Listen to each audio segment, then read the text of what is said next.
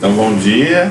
Como o Humberto já falou, meu nome é Daniel. E hoje eu vou falar um pouquinho sobre a teoria das cargas cognitivas ou da demanda cognitiva, usando esses dois nomes. Eu usei como base essa apresentação o texto, um artigo da revista TED, do Reino Unido, que saiu em 26 de abril desse ano mesmo, 2019.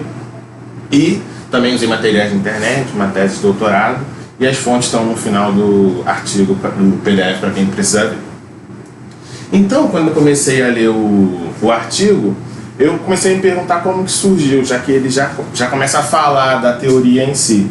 E aí minha maior pergunta foi como que ela tinha surgido. E aí eu procurei numa das referências e diz que o John Sweller, ele estava fazendo um trabalho, ele é professor de uma faculdade, ele estava fazendo um trabalho com alguns alunos, e ele estava trabalhando um método de resolução de problemas. Então ele pegou um problema que consistia que ele dava um número inicial para os alunos e dava um número final, e eles precisavam chegar nesse número final. E eles só podiam usar duas operações: ou eles multiplicavam por 3, ou eles subtraíam 29. Só podia fazer essas duas coisas. E os números foram selecionados de forma que só tinha uma forma de chegar no número final. Então você tinha que fazer exatamente aqueles passos daquela forma. E tudo foi preparado de forma que existia um método só. Ele tinha que fazer em sequência. Ele multiplicava por 3, depois subtraía 29. Multiplicava por 3, depois subtraía 29. Sempre nessa ordem. E ele percebeu que muitos dos alunos, foram alunos da universidade mesmo, conseguiram chegar à resposta certa. Não foi uma dificuldade. Porém, quase ninguém percebeu a regra. Então ele percebeu que aquilo não estava sendo tão efetivo. Eles conseguiam chegar à resposta final, mas eles não conseguiam perceber que existia, no fundo, uma regra feita. Então, nos últimos exercícios, eles poderiam só utilizar a regra e ver quantas vezes era necessário fazer aquele sistema de apresentação. E aí ele propõe que, ele tem uma frase no texto que ele diz que talvez a gente devesse ensinar aos alunos como resolver problemas, ao invés de dar os problemas e esperar que eles mesmos resolvessem. E aí, então, com isso, depois que eu entendi a história, eu fiquei pensando, beleza, isso surge lá em meados de 1980 e agora, em 2019, tem um artigo sobre isso. Quando isso foi escrito, tem vários artigos dele sobre isso, mas depois de um tempo, ficou meio que esquecido. Então, a teoria estava lá, estava tudo pronto, os artigos publicados, mas não ficou muito famoso. Nos últimos anos, nos últimos 5 anos, que a teoria da carga cognitiva volta a ser muito importante. Então, um fato interessante que traz é que foi um assunto muito citado no Twitter, nas discussões no Twitter. Os professores têm sido incentivados a entender um pouco melhor sobre a teoria das cargas cognitivas e muitas teses têm sido baseadas nessa teoria.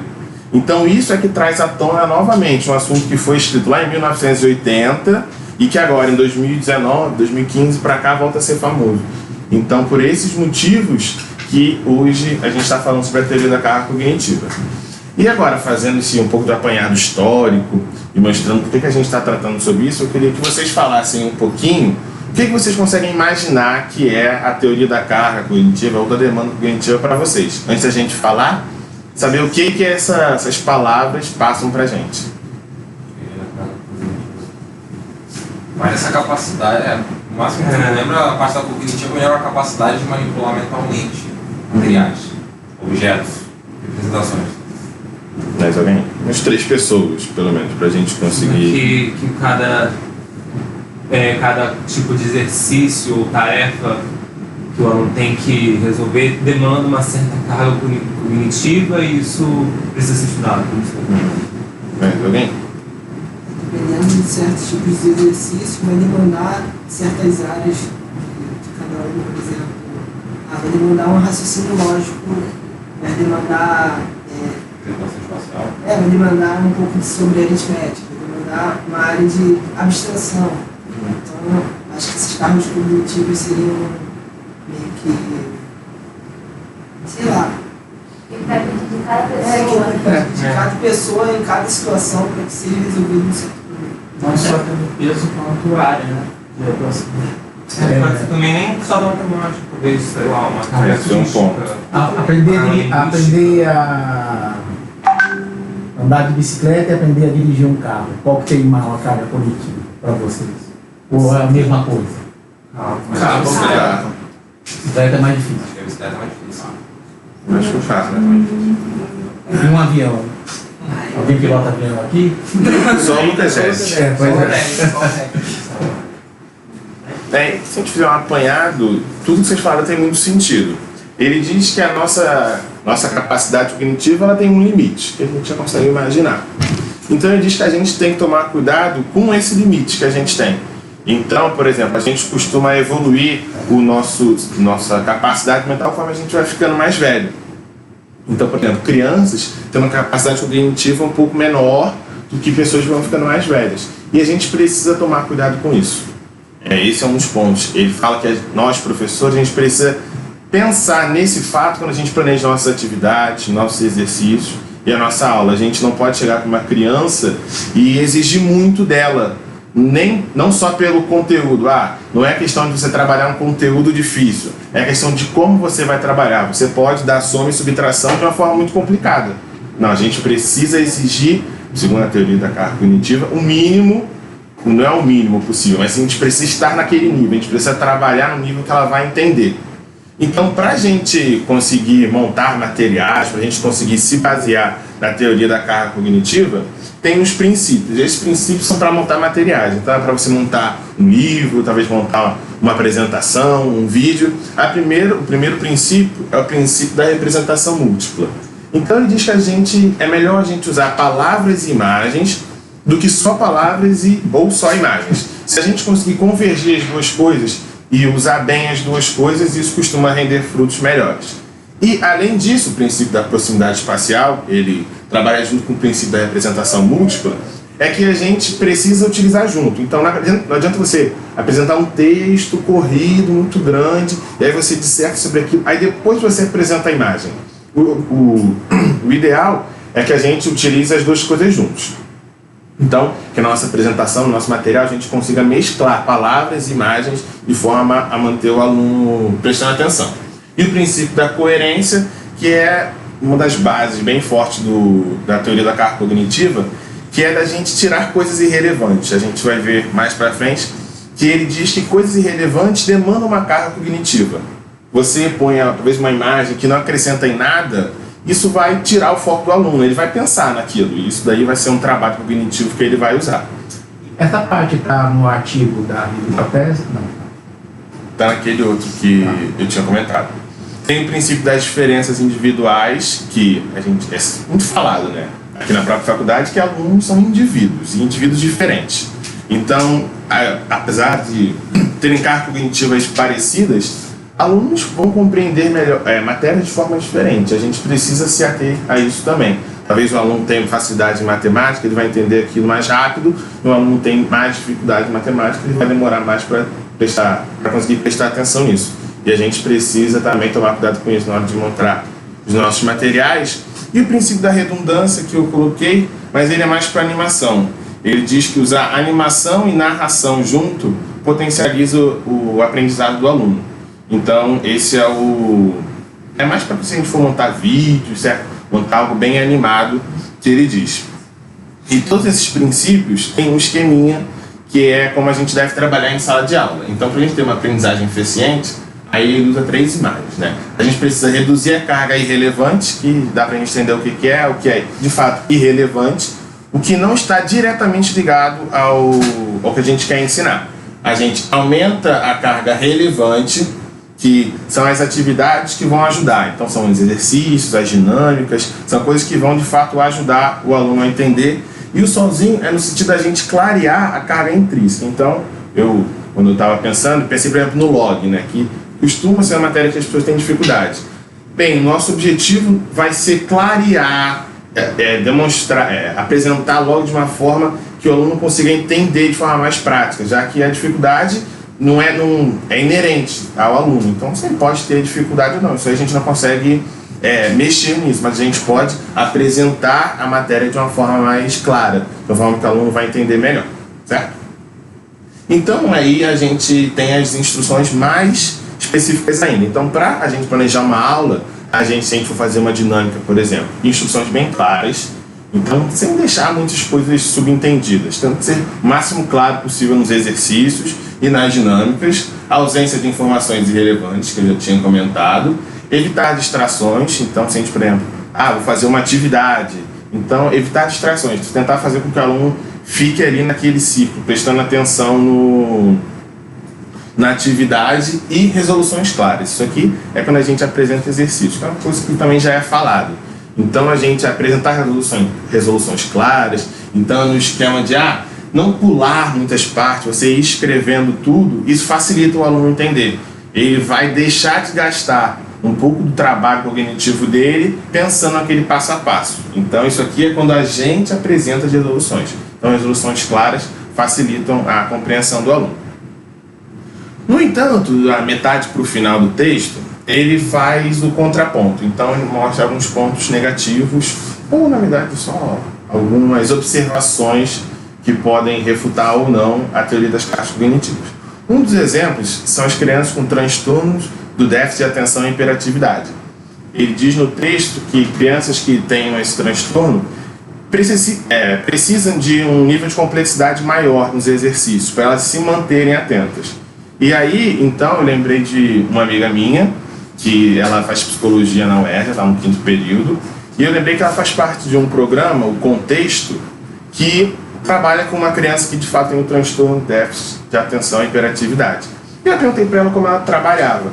Aí eu não vou meter muita parte da psicologia, mas o objetivo é ressignificar coisas. Eu, como matemático, não entendi muito bem, mas para a psicologia isso com certeza tem um sentido.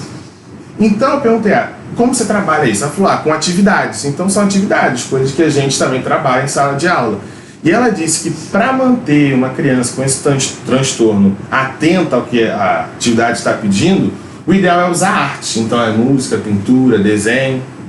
Então essa atividade mantém essas crianças com déficit de atenção presas no que está sendo falado. Então aí eu fiquei pensando, mas se a gente for pensar, isso pode ser um pouco do que é irrelevante, já que isso não está diretamente ligado com o conteúdo, certo? Então esse é um ponto que o texto traz e que eu fui buscar saber um pouco mais. Então isso é uma visão da psicologia, óbvio, não é da educação, mas como a gente trabalha com atividades, eu achei bem plausível e bem interessante trazer. Além disso, o texto também diz que, até hoje, não tem nenhum estudo que nos diga qual é a carga cognitiva que uma pessoa tem. Então eu não consigo retirar o Igor daqui, fazer um estudo com ele, uma pesquisa, e descobrir qual é a carga cognitiva que ele tem. Então isso deixa um buraco, porque, eu tenho que trabalhar na carga cognitiva da criança, mas eu não sei qual é a carga cognitiva que ela está disposta e consegue receber. Então isso é mais um ponto que nos deixa com uma dúvida. Eu vou trabalhar, eu vou seguir essa teoria, mas até onde eu posso ir? Então é mais no achismo, eu acho que até ali tá bom. É óbvio que a gente tem a nossa ideia de até onde a gente pode ir, mas até hoje ninguém conseguiu mostrar isso. E você pode até aqui, essa aqui usa tantos por cento da carga cognitiva. Além disso, simplificar muitas coisas pode tornar a atividade um pouco banal. Isso é mais um cuidado que a gente precisa tomar. Então ele diz pra gente mostrar as coisas claras. Só que se a gente propõe atividades muito simples, os alunos podem dispersar. Eu já entendi e tá bom, já passou. Então, crianças com curiosidade, pessoas que são muito crianças, que são muito curiosas, Então elas tendem a entender mais rápido as coisas. Talvez elas vão buscar, elas já têm um conhecimento. Então se você apresenta coisas muito práticas, muito simples, isso pode tornar a atividade um pouco entediante. Então esse é mais um cuidado que a gente precisa tomar. E aí então o texto ele traz um pequeno comentário do Taylor, diretor dessa escola aqui, que ele diz que crianças não são como computadores. Para ele não adianta você simplesmente... Eu esqueci de falar uma coisa, vou precisar falar agora.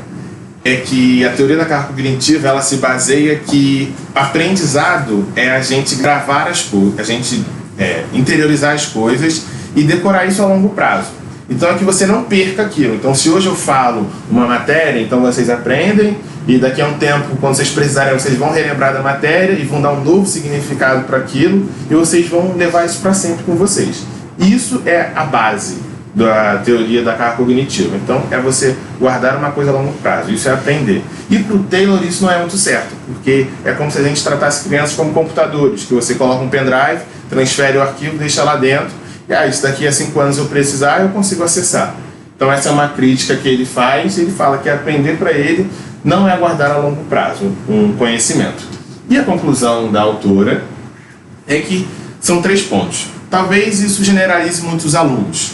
A gente está colocando todos os alunos no mesmo nível de carga cognitivo que a gente pode exigir. Isso talvez não seja o ideal.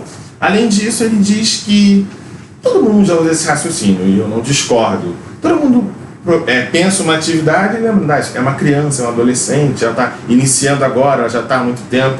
A gente já usa isso mesmo sem conhecer a teoria da carga cognitiva, e ela diz, tá bom, então já que isso é uma teoria, já que isso foi um estudo, a gente pode levar como uma ferramenta, a gente não pode só se basear nisso. Ela diz que a gente precisa então guardar isso como uma ferramenta, e a gente vai utilizar isso quando for conveniente, mas a gente não pode só se basear nisso. Tem outras ferramentas que são muito necessárias. Além de que, para ela também, numa sala de aula, a gente passa muito mais conhecimento. Então, se a gente só se atém ali ao conteúdo, nós que estamos falando de matemática, se a gente só se atém à matemática em si, talvez a gente só vá passar o conteúdo, mas a gente também pode passar valores e hábitos de educação em sala de aula. Então, esse também é um ponto que ela trata, que se a gente simplifica demais e fica só no conteúdo, talvez a gente não vá conseguir alcançar outras áreas, certo? Aqui estão as fontes, aqui está a menina que eu entrevistei, está tudo bonitinho, as fontes foram esses 3 links. Esse último link é o que tem os princípios que eu peguei e a revista que foi a base da minha apresentação. Muito obrigado. Se vocês tiverem alguma dúvida, vocês podem falar que eu vou tentar sanar.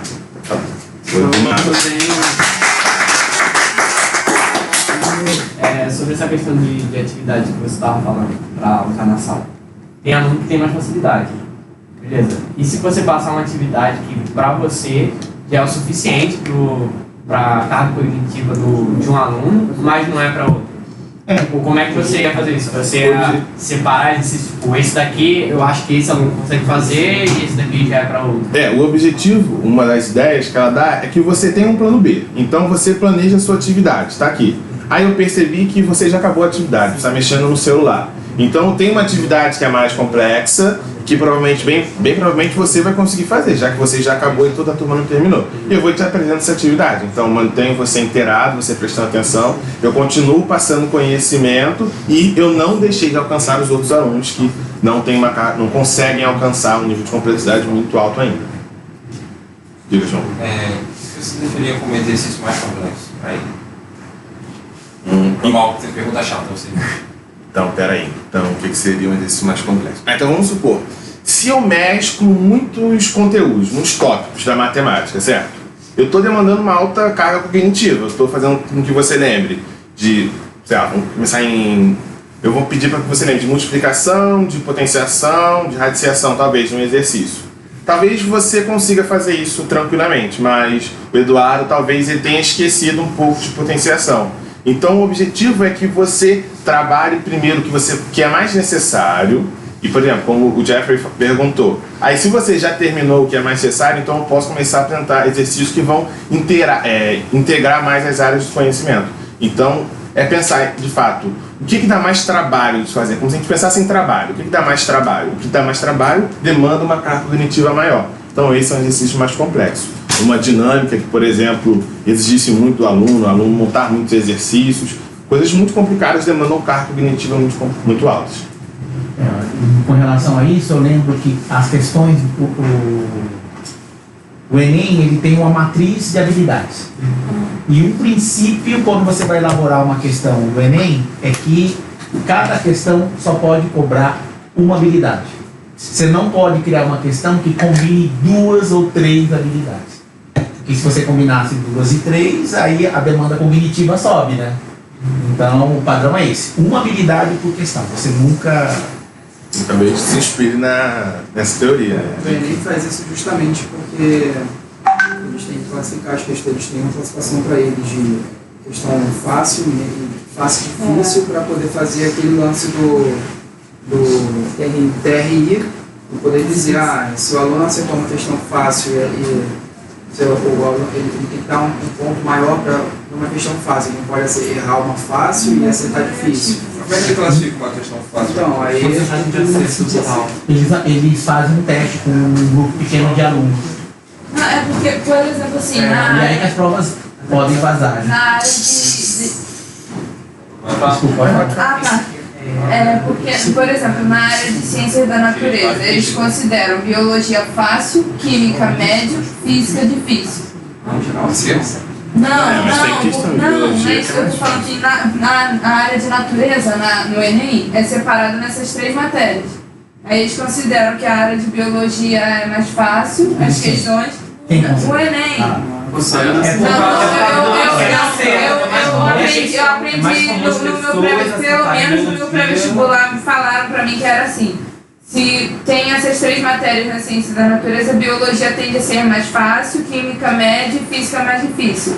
Então, se eu acerto muito de física e pouco de biologia, é porque eu provavelmente chutei as questões. No pré-vestibular foi No meu pré-vestibular, pelo menos, uma funciona parte assim. TRI lá, que trabalhava lá nessa área e ele, bom, não colocou nada dessa generalização. Deve ser isso, porque tipo, em biologia as pessoas costumam ir Sim, melhor. então, Talvez uma Né? generalização, mas assim, Isso, meio... mas pode ter questões Porque ele muito falou, difíceis pegou um de provar. grupo pequeno de pessoas. Eu achei que era dentro da disciplina, não sabia dessa história em ciência. É porque o Enem considera física, biologia e química uma matéria só. É, exatamente. Porque é uma prova. É dividido na...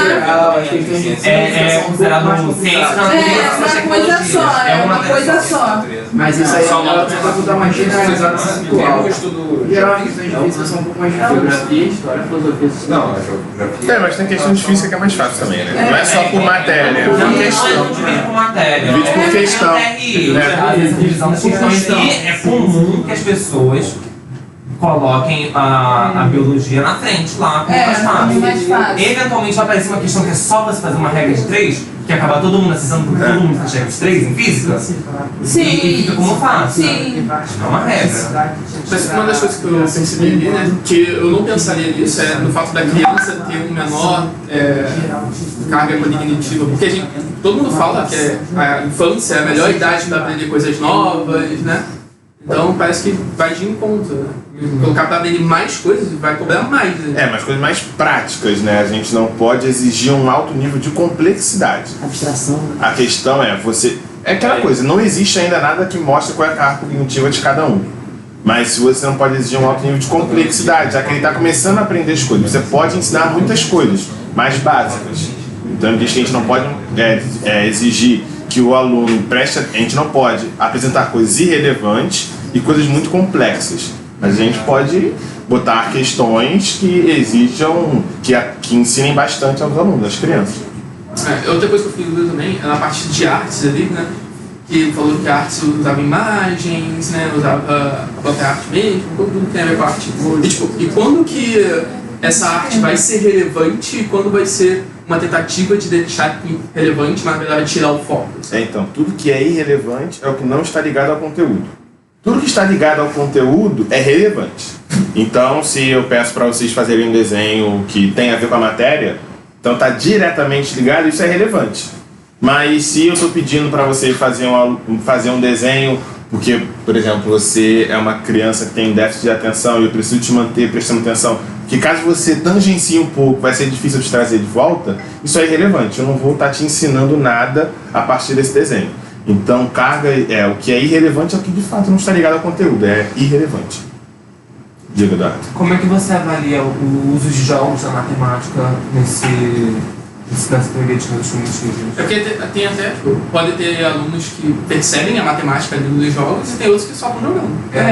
Mas aí eu acho que parte talvez seja um pouco mais complicado, mas nossos jogos tem que ter um motivo, né? Então a gente não apresenta jogos por jogos, a gente apresenta jogos que estão diretamente ligados às matérias. Então eu vou trazer um jogo que está diretamente ligado. O meu objetivo é que, sempre tem que ser, se você leva um jogo, é que você aprenda através do jogo. O jogo é uma forma de tornar dinâmica a aprendizagem. Isso aí eu não sei muito, mas se o Humberto estiver falando besteira, você pode consertar, Humberto. É uma forma de tornar um pouco mais dinâmica, né? E tem um apelo emocional, as pessoas Isso. gostam de jogar, né? Então, se você vê que está diretamente ligado, então, beleza, isso é interessante. Só que, eu olhando pela teoria da carga cognitiva, jogos costumam ter coisas irrelevantes, certo? Você não consegue montar um jogo que só vai falar da matemática. Você vai ter que falar de algumas outras áreas, você vai ter que mesclar algumas coisas. Então, é que eu não concordo muito com o que eu falei. Eu estudei, eu achei interessante, muito interessante, só que eu não concordo com tudo, principalmente com a definição de aprendizagem. Então, eu acho que levar jogo é interessante. E, para mim, se você usa um pouco de carga irrelevante, mas aquilo é útil para o aluno ficar atento, é útil para o aluno não sair, não perder o foco, isso está valendo super a pena. Então, os jogos, para mim, eles são muito úteis porque eles tratam da matemática, eles ensinam e eles prendem os alunos. A carga irrelevante que um jogo traz, que, por exemplo, jogar dados, talvez não, é um pouco da carga irrelevante. É muito importante para o jogo, mas você vai... Jogar dado não vai demandar uma carga cognitiva, mas você vai precisar, quando você pensa a estratégia de um jogo matemático, isso talvez seja uma carga cognitiva que você está usando que não está diretamente ligado ao conteúdo, certo?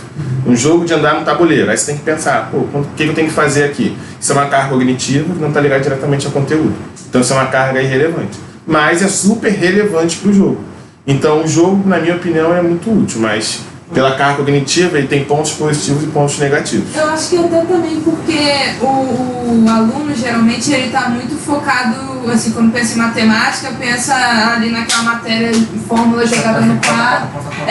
Quando ele vê tipo um professor de matemática levando um jogo para ele, isso já chama atenção, entendeu? Então já é quando ele chega com, vou ensinar a matéria para você usando um jogo aí.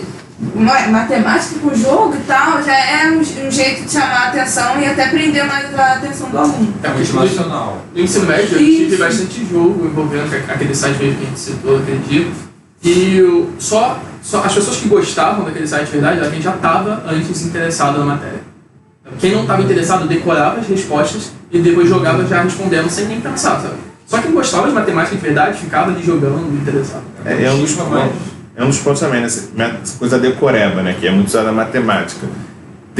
A decoreba não é muito útil, segundo a teoria da carga cognitiva, porque você decora e normalmente você esquece. Então isso não ficou na sua memória de longo prazo, isso ficou na memória de curto prazo. Decorei, fiz a prova, um mês depois não lembro mais nada. Nosso sistema. Então o aprendizado foi, segundo a carga cognitiva, foi nulo.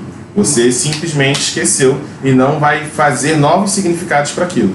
E aí vem essa questão que você levantou, né? O que significa que você aprendeu algo? A definição aí é que a definição dada por essa teoria é que isso fica na sua memória de longo prazo. Você lembra disso sempre, né? Para vocês. Quando você diz, esse aluno aprendeu isso, né? Quando ele entende a funcionalidade, eu acho. Acho que é quando eu consigo relacionar aquilo com outras áreas, sabe? Tipo, se eu entendi a álgebra linear, eu consigo ver a álgebra linear em várias áreas diferentes, sabe? Acho que é isso, porque eu só consegui resolver questões de álgebra linear, não significa que eu aprendi a álgebra linear. Eu só sei resolver. Eu penso um pouco mais, talvez seja mais mecânico a gente pensar, que tipo, o conteúdo é como se fosse uma caixa de ferramentas. E ele entender a relação que eles têm, mas não precisar sempre estar sempre na cabeça dele. Mas se alguma coisa aparecer, ele entender como utilizar todas aquelas ferramentas para conseguir o que ele precisa. Até porque a matemática, pelo menos no início, historicamente, foi criada para isso, para resolver situações, qualquer tipo de situação, não necessariamente conta. Mas eu acho que penso meio que assim, como uma caixa de ferramentas. Todo o conteúdo vem como uma caixa de ferramentas. Você usar uma vez e falar, não, isso é a utilidade dele, é errado. Você entender por que aquilo ali funciona e como utilizar aquilo nas outras coisas, eu entendo assim. A comparação está muito bem feita. Eu gostei dessa comparação com a matemática, sem uma caixa de ferramentas. Oi?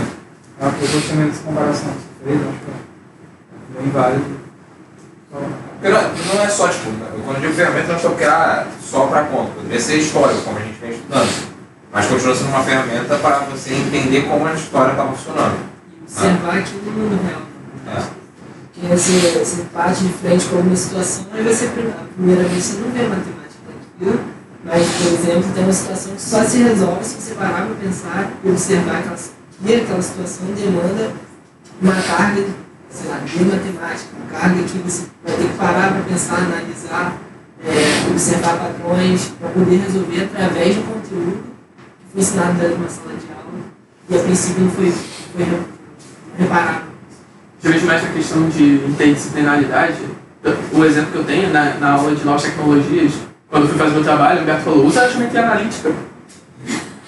Eu passei em geometria analítica, mas eu sabia fazer o exercício na hora, eu não consigo relacionar aquilo com mais nada, não lembro mais nada daquilo. Então, pra mim, eu não aprendi geometria analítica. Eu aprendi a resolver aqueles exercícios e acabou. Eu não consigo relacionar com nada. Se precisar voltar a estudar geometria analítica. Por isso que eu pensei na ideia de ferramenta, porque tipo, o familiar meu que sabe trabalhar, ele fala que ele não sabe, se você entregar para ele agora, ele não sabe fazer. Mas ele entende as ferramentas que ele tem, as ferramentas utilizadas para aquilo, e vai relacionando elas até voltar. Então não é algo estático, como ele falou, que fica na cabeça sempre. Ele não sabe, vou ter que fazer esse movimento, para esse movimento e chegar no final. Mas ele sabe que relacionar as ferramentas para criar ou desmontar um objeto. E eu pensei quando penso em matemática. Vocês aprenderam a demonstração de que raiz de 2 é um número irracional? Aprendi, fui pesquisar depois daquele dia. Depois daquele dia que era dar um exemplo, eu falei assim, cara, é verdade, tem essa aí, né? Aí eu fui pesquisar. E aí vi a prova por conta Eu lembro que na sua aula de alguns tempos de MB você tinha aprovado. Você lembra dela? Eu lembro por alto, mas eu não saberia aprová-la agora. Então você aprendeu?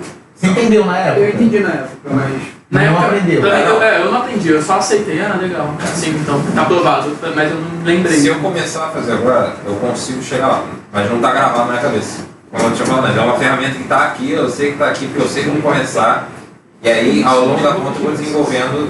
Então, tipo, eu entendi o pensamento, quando eu começar a aplicar, ele vai começar a se mover de novo na minha mente, para ligar todas as conexões de novo, eu vou conseguir fazer. Então, mas eu não tenho gravado. Não digo que eu saberia exatamente fazer, mas eu sei como começar e qual é o entendimento da questão. Talvez eu acho que sempre sabe. Muito bem, palmas de novo. Vamos para a segunda equipe.